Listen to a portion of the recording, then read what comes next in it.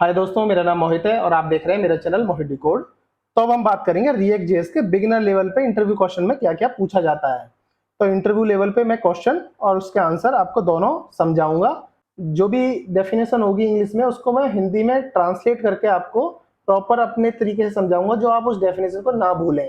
React JS के 15 question और answer की मैंने लिस्ट बनाई हुई है। ये इंटरव्यू क्वेश्चन और आंसर मैंने अपने पर्सनल लेवल पे बनाए हैं, जिसमें जो मैं बिगिनर से पूछता हूँ।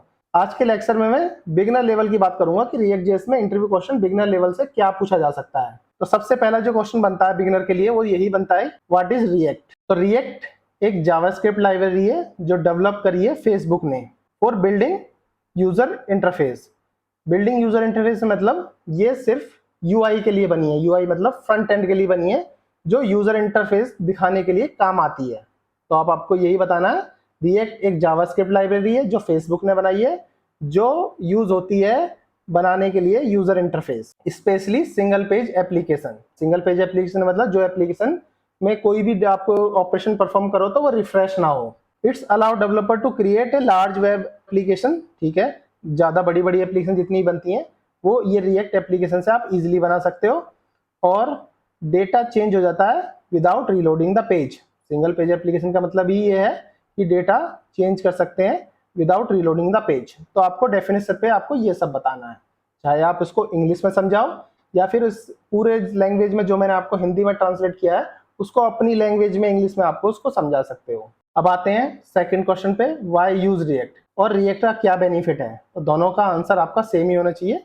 रिएक्ट का बेनिफिट है, रिएक्ट एक डिक्लेरेटिव सिंटैक्स रखता है। डिक्लेरेटिव सिंटैक्स मतलब एक ऐसा कोड आप लिख सकते हैं जो मोर प्रेडिक्टेबल हो। प्रेडिक्टेबल मतलब इजी टू अंडरस्टैंड हो और इजी टू डीबग कर सके, इसलिए इसका डिक्लेरेटिव सिंटैक्स होता है। जैसे कि मैंने आपको रिएक्ट में पढ़ाया है, सिंटैक्स पढ़ने से ही आपको समझ आ जाता है कि आप इसमें क्या ऑपरेशन करना चाहते हैं। इनपुट लिखते हो तो इनपुट ऑपरेशन करना चाहते हो, कोई बटन बनाते हो तो बटन का ऑपरेशन परफॉर्म करना चाहते हो। तो इसलिए आपके लिए भी ये मोर प्रेडिक्टेबल है। जैसे आप कोई जॉब करते हो, आप कोई कोड लिख देते हो, आप रिजाइन कर देते हो, एक नया डेवलपर आता है, वो उस कोड को इजी समझ सकता है, उसमें बग्स होए या फिर उसमें कोड को समझ के उसमें प्रॉब्लम भी बता सकता है, अगर टेस्टिंग पॉइंट ऑफ व्यू से बात करें तो। इसका सेकंड यूज है, ये कंपोनेंट बेस्ड आर्किटेक्चर है। कंपोनेंट बेस्ड आर्किटेक्चर का मतलब एक बार जो आप कोड लिख देते हो एक कंपोनेंट में, उसको कहीं भी रीयूज कर सकते हो। तो इसकी रीयूजेबिलिटी होती है और मेंटेनेबिलिटी की, रीयूजेबिलिटी और मेंटेनेबिलिटी कोड की अच्छी हो जाती है। रीयूजेबिलिटी मतलब कि कहीं भी यूज कर लो, मेंटेनेबिलिटी मतलब उसको जैसे आप हैंडल कर सकते हो, एक बार कोड लिखो फिर उसको हैंडल कर सकते हो इजीली। तीसरा इसका बेनिफिट है कि ये वर्चुअल डोम रखता है। वर्चुअल डोम का मतलब है कि ये फास्ट रेंडरिंग करता है। अगर आप कोई भी अपना कोई भी कॉम्प्लेक्स लॉजिक लिखते हो तो ये पेज को रिफ्रेश नहीं होने देता, सिर्फ जितना लॉजिक आपने अपडेट किया है सिर्फ उतने चीज को ही रिफ्रेश करेगा, इंटरनली रिफ्रेश करेगा, आपको पता भी नहीं चलेगी, और उतने ही चीज को ही ये फास्ट रेंडरिंग भी करेगा। सिर्फ उसी पॉइंट को अपडेट करेगा जो पॉइंट आपने अपडेट करा, अदरवाइज पूरी एप्लीकेशन स्टैटिक दिखेगी। चौथा और लास्ट पॉइंट, ये एक स्ट्रॉन्ग कम्युनिटी रखता है। स्ट्रॉन्ग कम्युनिटी का मतलब है कि आपको कोई भी इशू आता है तो आप अपनी कहीं भी उसको पूछ सकते हैं, जैसे स्टैक ओवरफ्लो से पूछ सकते हैं। बहुत ही बड़ा इसका इकोसिस्टम है, आपको जहां भी आप फंसोगे उसका जवाब आपको मिल जाएगा। तीसरे क्वेश्चन पे आते हैं, व्हाट इज जेएसएक्स। जेएसएक्स का मतलब होता है जावास्क्रिप्ट एक्सएमएल, और जेएसएक्स जो होता है अलाउ करता है एचटीएमएल कोड को लिखने के लिए जावास्क्रिप्ट फाइल में। ये एचटीएमएल कोड लाइक सिंटैक्स होता है जो डायरेक्टली जावास्क्रिप्ट फाइल के अंदर आप यूज कर सकते हो। जैसे कि आपको पता है आपको एचटीएमएल लिखना है तो h1 के अंदर एचटीएमएल लिख लो, और रिएक्ट डॉट क्रिएट एलिमेंट जो है आपके एचटीएमएल कोड के अंदर ही जावास्क्रिप्ट का कोड भी लिखवा सकता है। अगर आप इधर करली ब्रैकेट लगाते हो इनके बीच में तो इसमें आप जावास्क्रिप्ट का कोड भी लिख सकते हो। तो जेएसएक्स क्या होता है, इजी टू विजुअलाइज होता है यूआई स्ट्रक्चर को, जो आप इजी टू अंडरस्टैंड कर सकते हैं जावास्क्रिप्ट का भी और एचटीएमएल का कोड भी एक ही जगह पे। चौथा क्वेश्चन बनता है, रिएक्ट में कंपोनेंट क्या होता है। तो component are building block of react application. Component क्या है, एक रिएक्ट एप्लीकेशन को बनाने का एक ब्लॉक है।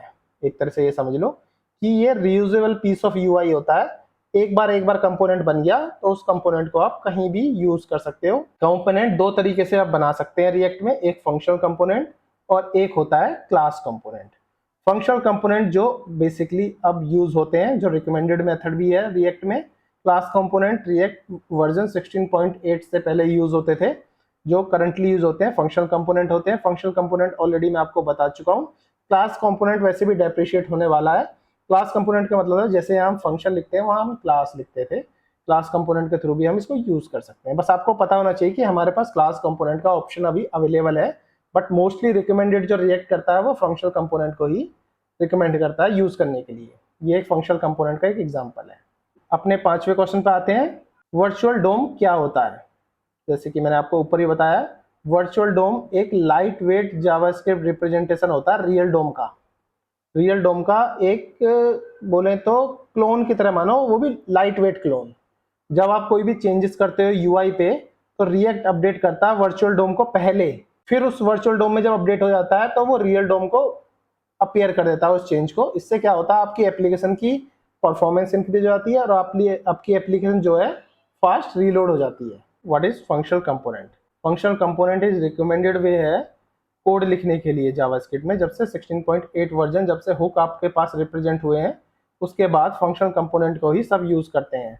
तो ये जावास्क्रिप्ट में सिंपली जावास्क्रिप्ट फंक्शन बनाता है, इसकी अपनी खुद की स्टेट नहीं होती, तो ये यूज स्टेट का यूज करके, रिएक्ट हुक का यूज करके अपनी स्टेट भी इसमें यूज कर सकते हो। इसमें आपकी लाइफ साइकिल सारे मेथड यूज हो सकते हैं। जब से हुक कॉन्सेप्ट आया, हुक कॉन्सेप्ट का यूज करके फंक्शनल कंपोनेंट में आप सारे काम कर सकते हैं जो क्लास कंपोनेंट कर सकते हैं, और ये फंक्शनल कंपोनेंट का एक सिंटैक्स है। नेक्स्ट क्वेश्चन पे आते हैं। What is class component? Class component जो थे, जैसे पहले यूज होते थे वो क्लास करके होते थे, क्लास, क्लास का नाम, एक्सटेंड, रिएक्ट डॉट कंपोनेंट, इस तरीके से करके रेंडर के अंदर हम रिटर्न में इससे लिखते थे। प्रॉप्स हो गया या फिर स्टेट हो गई, हम इस तरीके से लिखते थे। क्लास कंपोनेंट क्या होता है? ES6 का एक फीचर होता है जो रिएक्ट कंपोनेंट के साथ एक्सटेंड करके लिखा जाता है। इसमें जो है वैल्यू रेंडर के अंदर होती है, जैसे इसमें रिटर्न के अंदर होती है, इसमें एक रेंडर मेथड होता है, उसके अंदर ही हम सब कुछ लिखते हैं। ये खुद ही मेंटेन करता है अपनी स्टेट को, और ये लाइफ साइकिल मेथड को भी इनबिल्ड अपने आप ही हैंडल करता है। इसमें सारे जो भी लाइफ साइकिल मेथड है और स्टेट है वो हुक के थ्रू यूज होते हैं। अब आते हैं अपने 8th क्वेश्चन पे। What is props in React? Props क्या होता है रिएक्ट के अंदर? प्रॉप्स को शॉर्ट फॉर्म है प्रॉपर्टी। प्रॉप्स को प्रॉपर्टी भी बोलते हैं। ये एक इनपुट की तरह काम करता है रिएक्ट कंपोनेंट में। जैसे कि कोई डेटा आपको पास करना है पेरेंट से चाइल्ड कंपोनेंट में, तो आप प्रॉप्स का यूज कर सकते हैं। जैसे पेरेंट्स ने कुछ भेजा नेम, तो प्रॉप्स डॉट नेम करके आप इजिली उसके नेम को उठा सकते हैं। प्रॉप्स जो होता है रीड ओनली मोड में होता है। प्रॉप्स अलाउड करता है make your component dynamically and usable. अब आते हैं अपने नेक्स्ट क्वेश्चन में। What is state in React? State क्या होता है? State is built in object in class component and functional component. State एक बिल्ट इन ऑब्जेक्ट होता है क्लास कंपोनेंट के अंदर। फंक्शनल कंपोनेंट में स्टेट को हम यूज स्टेट हुक की तरह यूज कर सकते हैं। सिंपल यूज स्टेट को आपको ऊपर से इंपोर्ट करना है और स्टेट की तरह ये वर्क करने लगेगा आपका। ये अलाउ करता है कंपोनेंट को create and manage there on data. Data को बनाने के लिए और डेटा को मैनेज करने के लिए हमें स्टेट की जरूरत पड़ती है। स्टेट म्यूटेबल होता है। म्यूटेबल मतलब स्टेट को हम चेंज कर सकते हैं। जैसे कि प्रॉप्स एक रीड ओनली मोड पे होता था, स्टेट प्रॉप्स को आप चेंज नहीं कर सकते। जो एक बार प्रॉप्स आपने भेज दिया तो उसके चिल्ड्रन कंपोनेंट में सेम प्रॉप्स रहेगा। अगर स्टेट की बात करें तो ये म्यूटेबल होता है। ये इन्फॉर्मेशन चेंज कर सकता है over life cycle method. Change किससे कर सकता है? सेट काउंट से आप इस स्टेट को चेंज भी कर सकते हो। अब आते हैं यूज स्टेट। यूज स्टेट एक रिएक्ट का हुक है। जैसे कि मैंने बोला था रिएक्ट वर्जन 16.8 के बाद सारे हुक्स रिप्रेजेंट हुए थे। उन हुक्स में एक हुक्स था use state. Use state allow करता है डेटा को ऐड करने के लिए फंक्शनल कंपोनेंट में, और डेटा को चेंज करने के लिए भी। फॉर एग्जांपल आप कोई नेम लिखते हो मोहित, तो सेट नेम से मोहित को चेंज करके आप रोहित भी कर सकते हो। ये काम होता है यूज स्टेट का। अब आते हैं अपने 11th क्वेश्चन पे। What is use effect? Use effect भी एक हुक है जो रिएक्ट वर्जन 16.8 में इंट्रोड्यूस हुआ था। ये परफॉर्म करता है लाइफ साइकिल मेथड। जो भी रिएक्ट के लाइफ साइकिल मेथड होते हैं इस पे आप सारे के सारे इस हुक के थ्रू यूज कर सकते हैं। Component did mount, component did update और कंपोनेंट विल अनमाउंट, ये तीनों जो लाइफ साइकिल मेथड जो क्लास कंपोनेंट में यूज होते थे, फंक्शनल कंपोनेंट में यूज इफेक्ट का यूज करके इन तीनों मेथड को आप यूज इफेक्ट के थ्रू ही आप मैनेज कर सकते हो। कॉमनली इसका काम होता है डेटा फैच करना, डेटा को अपडेट करना, डेटा को मैनुअली चेंज करना डोम में। इसमें यूज इफेक्ट का सिंपल सिंटैक्स है। मैं नॉर्मल आपको कोड के थ्रू समझा देता हूँ। एक मानो ये यूज इफेक्ट है, अगर ये ब्लैंक रखता है, इसकी डिपेंडेंसी एरे अगर ब्लैंक रहती है तो ये वर्क करेगा कंपोनेंट डिड माउंट की तरह। अगर आप इसमें कोई स्टेट लिख देते हो कि अगर यूजर की स्टेट चेंज हो तभी ये चेंज हो कंपोनेंट डिड अपडेट की तरह। अगर इसी में ही आप कुछ लिख देते हो रिटर्न रिटर्न के बाद सेट स्टेट की वैल्यू को आपको ब्लैंक करना है, नेम को, और एज को ब्लैंक करना है, तो ये कंपोनेंट विल अनमाउंट की तरह वर्क करेगा। तो तीनों जो फंक्शनैलिटी है, तीनों जो लाइफ साइकिल मेथड के जो फेज है, वो यूज इफेक्ट का यूज करके आप तीनों को तीनों यूज कर सकते हो। तो इसलिए यूज इफेक्ट बहुत ही इंपॉर्टेंट हो गया है फंक्शनल कंपोनेंट के पॉइंट ऑफ व्यू से बात करें तो। अब आते हैं नेक्स्ट क्वेश्चन पे, व्हाट इज फ्रेगमेंट। फ्रेगमेंट आपके चिल्ड्रन एलिमेंट को लिस्ट करने का काम आता है without adding extra node to the DOM. Fragment का क्या काम होता है, ये आपके डोम में कोई एक्स्ट्रा नोड भी ऐड नहीं करता और आपके कंपोनेंट को रैप भी कर लेता है। ये एक रैपर एलिमेंट की तरह मानो, फ्रेगमेंट एक रैपर एलिमेंट है जो आपके JSX कोड को रैप कर देता है। या तो देखो फ्रेगमेंट आप ऐसे लिख सकते हो या फिर नॉर्मल आप फ्रेगमेंट को ऐसे भी लिख सकते हो। फॉर एग्जांपल मैं आपको करके दिखाता हूँ फ्रेगमेंट क्या होता है। आप या तो फ्रेगमेंट ऐसे लिखो, इसके अंदर कुछ भी लिख लो, डिव इसके अंदर H1 टैग में रहो, H1 टैग में चाहो तो आप इस तरह से कुछ भी लिख सकते हो। या तो फ्रेगमेंट को आप ऐसे लिख लो फ्रेगमेंट, या फिर फ्रेगमेंट पूरा लिख सकते हो। इसमें क्या है, ये एक एक्स्ट्रा नोड ऐड नहीं करता, जैसे कि इसमें कोई एक्स्ट्रा नोड ऐड नहीं है। सिर्फ आप इसको कंसोल करके देखोगे, अगर इसको इंस्पेक्ट करके देखोगे तो आपको सिर्फ H1 टैग दिखेगा, ना इसके ऊपर फ्रेगमेंट का कोई रैपर नहीं दिखेगा। तो इस एज ए ये रैपर कंपोनेंट का वर्क करता है और इसमें कोई एडिशन एक्स्ट्रा नोड भी ऐड नहीं करता डॉम में। डॉम क्या होता है, डॉक्यूमेंट ऑब्जेक्ट मॉडल। इसके बारे में थोड़ा रिसर्च कर लेना, कभी कभी फ्रेशर से डॉम का भी मीनिंग पूछ लेता है। अब आते हैं अपने नेक्स्ट क्वेश्चन में कि व्हाट इज इवेंट। इवेंट क्या है रिएक्ट के अंदर।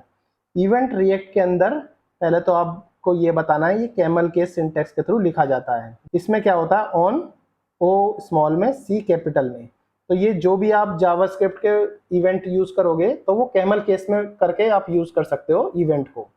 ये एक जावास्क्रिप्ट के फंक्शन की तरह ही मानो इसको। ये प्रीडिफाइंड फंक्शन होते हैं, जैसे ऑन क्लिक हो गया, ऑन चेंज हो गया, या फिर सबमिट बटन हो गया, ऑन सबमिट हो गया। तो जिससे कि इसमें आप बहुत सारे ऑपरेशन परफॉर्म कर सकते हो, click operation, typing operation, form submit operation. Event in सब में आपकी हेल्प करेगा। तो ये हो गया इवेंट। अब आते हैं 14 पे, what is control component. Control component जो है, जैसे कि मैंने आपको कंट्रोल और अनकंट्रोल कंपोनेंट समझाए भी हुए हैं, मैं आपको सिर्फ मैं ये समझाता हूँ कंट्रोल कंपोनेंट क्या होता है। कंट्रोल कंपोनेंट जो है आपकी वैल्यू को कंट्रोल करता है रिएक्ट स्टेट के थ्रू। अगर आपकी वैल्यू को रिएक्ट इटसेल्फ अब मैनेज करता है तो उसको बोलते हैं कंट्रोल कंपोनेंट। जैसे कि आप इस इनपुट फील्ड में देख रहे हो, जो भी आपकी वैल्यू है उसको सेट नेम की तरह event dot target dot value से मैनेज किया जा रहा है। तो मतलब जो भी इसकी इनपुट फील्ड है उसको कंपोनेंट इटसेल्फ ही मैनेज कर रहा है, कंपोनेंट स्टेट की तरह। और एक होता है अनकंट्रोल कंपोनेंट। अनकंट्रोल कंपोनेंट का मतलब है कि इसकी स्टेट को मैनेज करता है डोम। इसकी स्टेट को मैनेज कर रहा था स्टेट, यूज स्टेट के थ्रू, और इसकी स्टेट को डोम इटसेल्फ मैनेज करता है। मतलब इसमें आपका रिएक्ट कंपोनेंट का कोई रोल नहीं होता, इसको सीधा मैनेज करता है डॉक्यूमेंट ऑब्जेक्ट मॉडल। टिपिकली इसके लिए हम रेफ का यूज करते हैं। यूज रेफ के थ्रू हम कोई भी कंपोनेंट को फोर्सफुली डोम को अपडेट करते हैं। जिस हिसाब से मैंने ऑलरेडी अपने लेक्चर में आपको इसको अच्छी तरह समझा रखा है। आज तो मैं आपको सिर्फ एक इंटरव्यू पॉइंट ऑफ व्यू से सिंपल एक डेफिनेशन बता रहा हूँ और उसका एक एग्जाम्पल आप इस तरह से दे सकते हैं। अगर डिटेल में जानना है तो मेरी रिएक्ट की प्लेलिस्ट आपको मेरे इस वीडियो के डिस्क्रिप्शन में मिल जाएगी। वो पूरी प्लेलिस्ट देखेंगे आप तो आपको हर चीज़ समझ आ जाएगी। तो बिगनर लेवल पे देखो यही क्वेश्चन पूछे जाते हैं मोस्टली मतलब कि 60% केस में यही पूछे जाते हैं, क्योंकि बाकी तो इंटरव्यूअर के दिमाग के ऊपर बात है कि बाकी वो क्या पूछेगा क्या नहीं पूछेगा, बट 60% पेज में इन 15 क्वेश्चन में ही आपको पता चली जाएगी। तो अभी के लिए इतना ही, फिर मिलते हैं नेक्स्ट लेक्चर में। तब तक के लिए थैंक्स फॉर ज्वाइनिंग।